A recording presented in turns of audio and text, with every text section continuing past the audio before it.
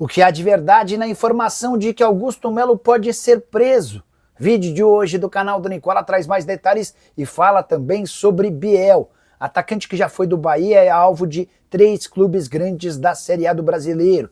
Preciso falar também sobre Igor Vinícius. Tratativas entre São Paulo e Corinthians esfriaram. Para completar, saídas no Atlético Mineiro, Vidente fazendo previsão sobre os brasileiros na rodada de estreia do Super Mundial de Clubes. Tem novidade também a respeito do futuro de Renier, jogador que pertence ao Real Madrid, já foi do Flamengo. Para completar, jogador sugerido ao Vasco, as últimas do mercado, bastidores, finanças e muito mais.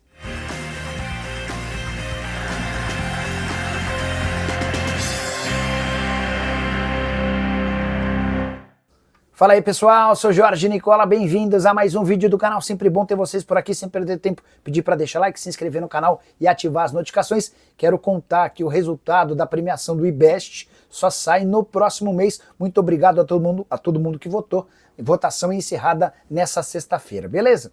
Bora contar também que todo esse conteúdo é um oferecimento de Betano, a mais antiga parceira do canal do Nicola. Nessa você deve confiar. Minha sugestão para esse sábado depende da vitória do Sampaio Corrêa contra o Maracanã na Série D e da vitória da Ponte Preta contra o ABC na Série C. Se os dois resultados acontecerem, meus R$100 se transformam em R$288. Nesse sábado também tem Super Mundial de Clubes, mas não estou muito convencido, nem sabendo o que fazer no confronto entre Al-Ahly e Inter Miami. Para você fazer sua fezinha na Betano, bem simples, link no comentário fixo, clica, faz seu cadastro, preenche todos os dados e automaticamente esse bilhete que eu estou sugerindo já aparece para você fazer a fezinha que bem quiser, beleza? Só para completar, é importante lembrar que você precisa ter pelo menos 18 anos de idade e jogar com responsabilidade. Último recado antes de começarmos o vídeo, muita gente pedindo dicas, sugestões e mais análises sobre essa parte de apostas esportivas. Na semana que vem, vocês não perdem por esperar, teremos novidades. Agora sim, bora começar o vídeo com um tradicional giro de notícias e a primeira informação é sobre a minha Portuguesa, que enfrenta o Pouso Alegre em Minas Gerais a partir das 16 horas desse sábado com transmissão da Lusa TV, para você assistir com imagens de graça e eu comentando. É só você procurar aqui no YouTube Lusa TV, já faz seu cadastro por lá e não esquece de deixar o like, tá bom? Só para completar, é importante lembrar também que a Portuguesa não terá o zagueiro Biazos expulso na última rodada, mas o Igor Torres volta, atacante que havia se recuperado de lesão.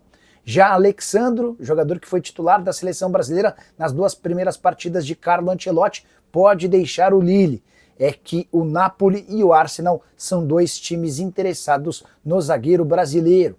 Já a FIFA está remanejando torcedores que compraram ingressos para setores mais baratos. Tudo para que eles possam estar nas partes centrais, onde a emissora de TV vai mostrar bastante durante as partidas. A ideia é passar a imagem de que o estádio tem mais gente do que de fato tem. Para completar o giro de notícias, contar que Internacional e Sport já estão em tratativas para o repasse de 50% dos direitos econômicos do zagueiro Vitor Gabriel, atleta que pertence ao Sport e está atuando por empréstimo no Internacional. O negócio vai girar na casa dos R$2 milhões.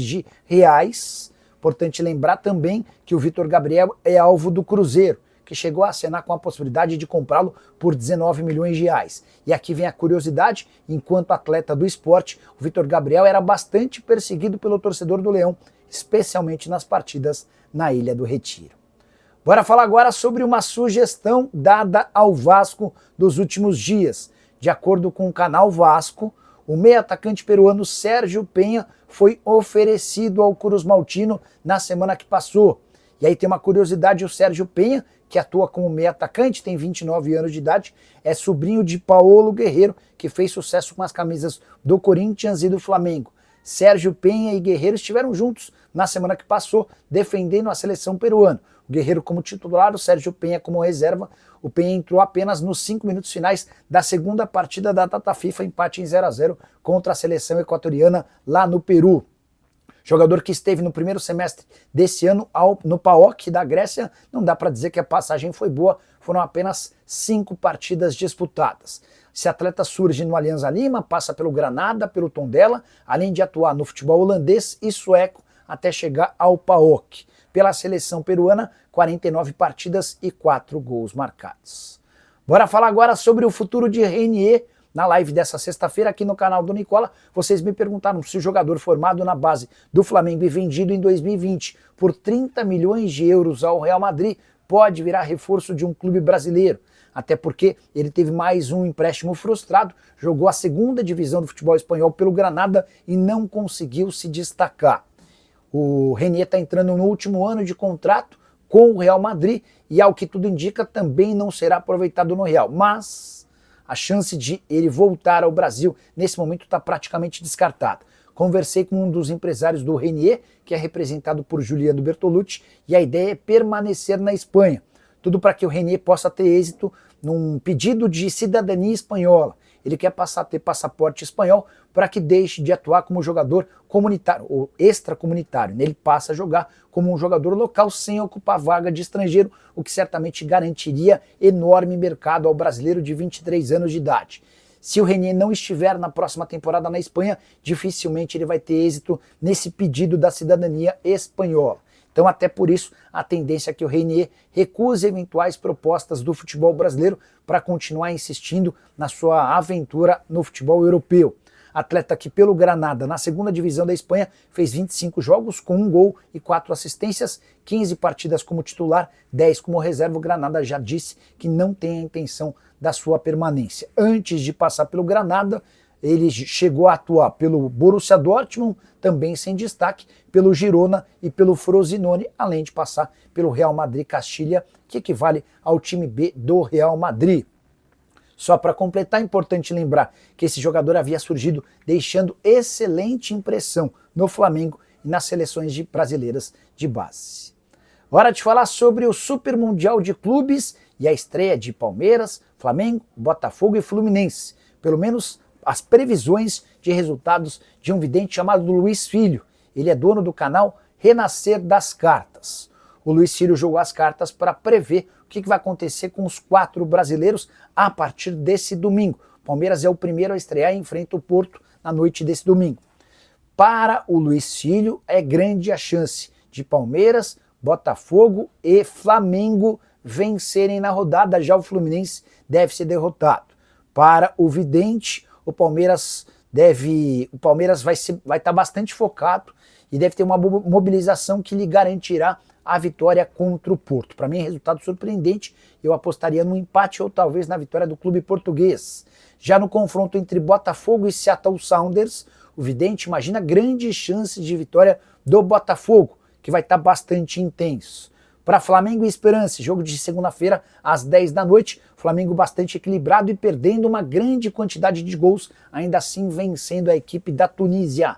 Já o Fluminense deve ser o único brasileiro derrotado, pelo menos de acordo com o vidente, o time alemão é mais forte do que o Fluminense. E você acredita no tarô? Acredita em videntes? E o que pensa sobre os palpites para os 4 brasileiros? Já deixa marcado no espaço para comentários, beleza?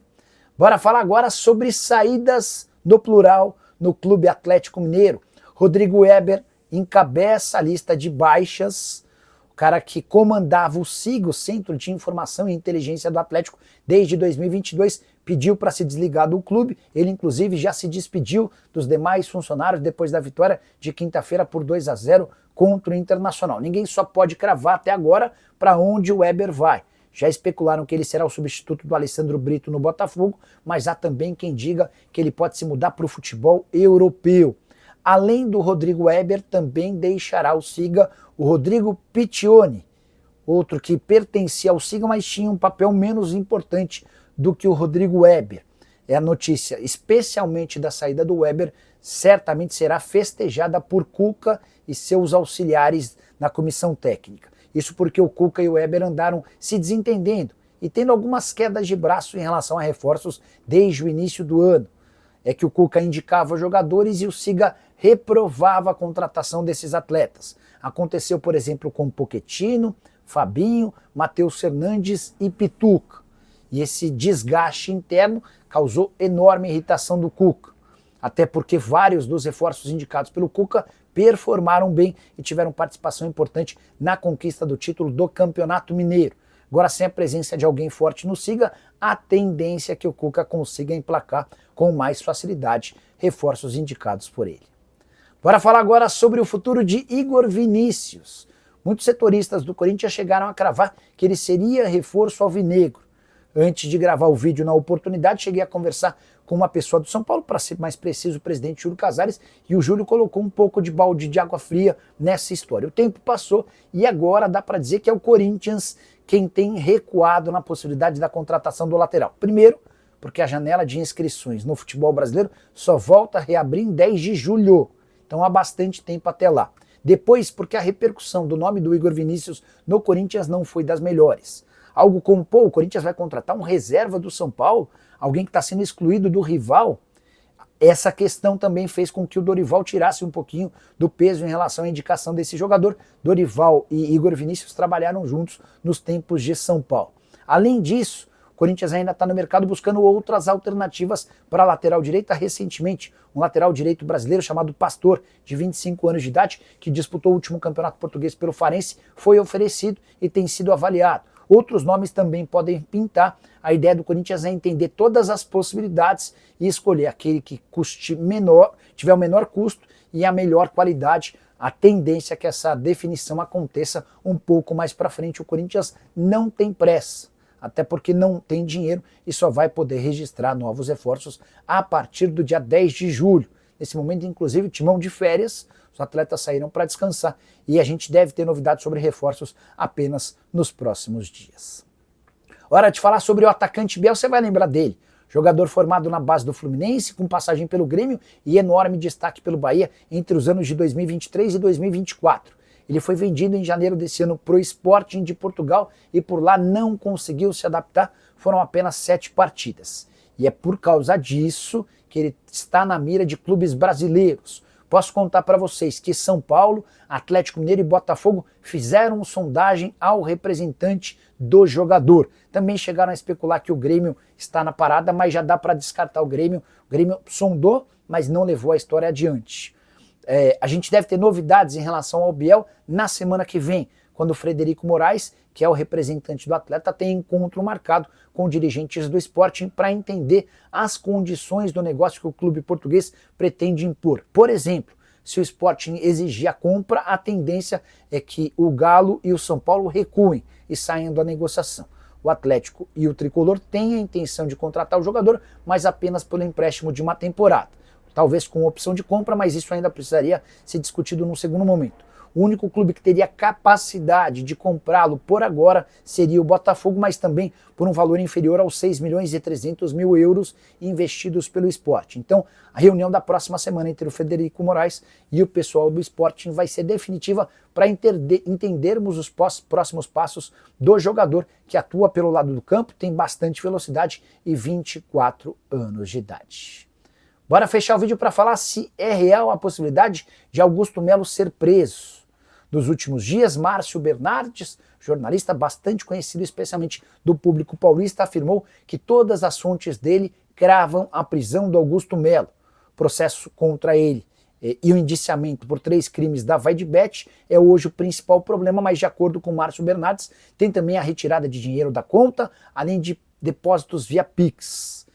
Segundo Márcio Bernardes, a polícia deve pedir a prisão preventiva do presidente afastado do Timão. O que eu fiz? Entrei em contato com uma das pessoas responsáveis pelo indiciamento do Augusto Melo. Ele foi indiciado por furto qualificado, associação criminosa e também por lavagem de dinheiro.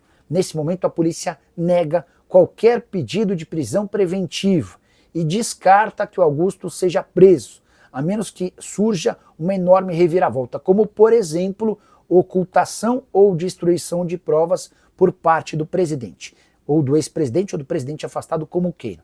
A menos que o Augusto incorra nesses 2 erros e não há nenhuma chance de ele ser preso. Os próximos passos depois do indiciamento. O Ministério Público deve se manifestar muito em breve para dizer se aceitam ou não o indiciamento. Se aceitar, e a tendência é que isso ocorra, até porque o Ministério Público acompanhou bem de perto as investigações da Polícia Civil, o Augusto será levado a um julgamento. E aí sim ele pode pegar prisão de 2 a 10 anos, dependendo dos crimes a que ele for condenado.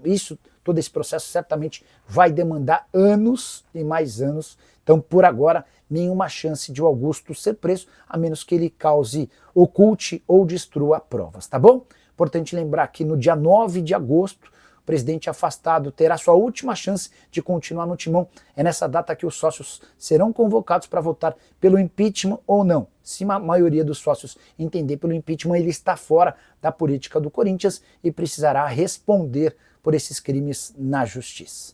E você, o que pensa sobre Augusto Melo? Já usa o espaço para comentário, só não esquece de deixar like, de se inscrever no canal. A gente se encontra mais tarde assim que surgir notícia.